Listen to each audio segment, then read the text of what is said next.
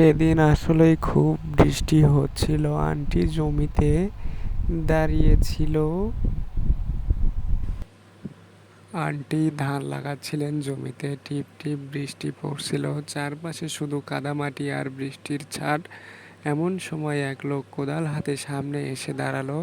তার চোখে চোখ রেখে অপলক তাকিয়ে রইল কিছুক্ষণ। তারপর সে বলল, তোমার বাড়ি কোথায়? মেয়েটি বলল, আমার বাড়ি এখানেই।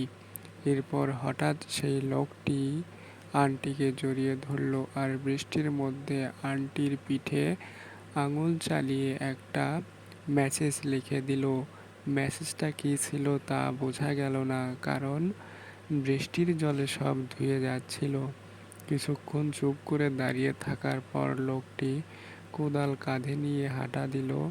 যাওয়ার সময় সে শুধু বলল, আমি রাতে আসবো। এই কথা শুনে আন্টি চুপচাপ দাঁড়িয়ে থাকলেন।